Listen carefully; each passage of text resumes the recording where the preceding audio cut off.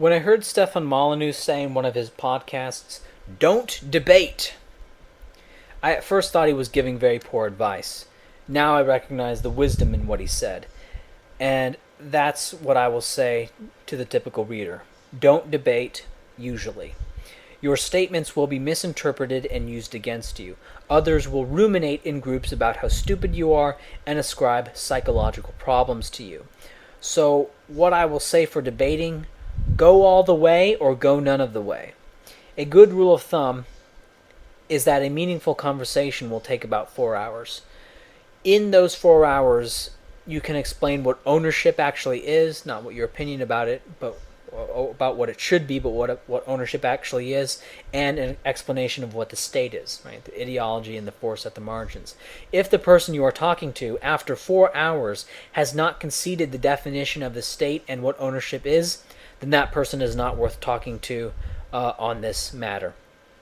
And if that person talks about your views to other people, an appropriate rebuttal would be to say, well, we didn't really have any discussion at all because he would not accept basic facts about ownership and the state. Do not engage in pop debates or soundbite battles, or worst of all, statistic recitations. Refuse to have superficial discussions. If someone is peppering you with questions and provocations, tell him you're going too fast. You're leaving issues in the dust. Slow down. This takes time. Often people will speak fast as a way to intimidate. The reason I feel okay speaking fast in this little audiobook is because you can go back and re-say it. I'm not speaking fast live, right? And so you can go back and reread it and dissect everything I say. Anyway, also if someone wants to attack libertarianism, to a certain degree, they get to choose who to attack. If they want to attack libertarianism, they can choose who they want to attack. And the relevant positions of the person they attack will represent libertarianism. And I've seen this happen in debates, which is why I hate having my side outnumber the other side. Because the outnumbered side, because they are overloaded with arguments, that seems like it may be a disadvantage, but it's actually a little bit of an advantage. Because they are overloaded with arguments, they get to choose who to respond to.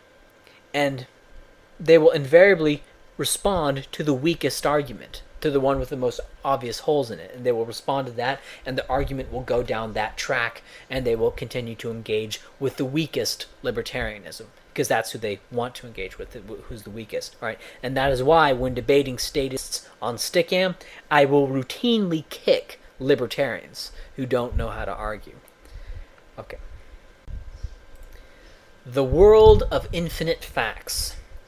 I believe it is necessary to run through a few examples, but there is an infinity of facts. And any statist can bring up any program in any state and say why it solves some problem on the free market. There are hundreds of thousands of these, and new ones are being created every day, and this is why principles need to be taught. If you have one of these baubles, such as the waste disposal system of Estonia or the Department of Motor Vehicles of Moldova, spare me. You probably either got your facts wrong, you identified how one form of statism is better than another form, or you identified how one state is more free than the US, or you ignored some other cost. For example, the NHS in Britain flying people around the world to receive medical services. Right? Efficient and saves money? Well, for Britons perhaps, but not for the people in the areas that they are crowding out. When they send a British person to Morocco to get an operation, that's an operation that the doctor could have done on a Moroccan.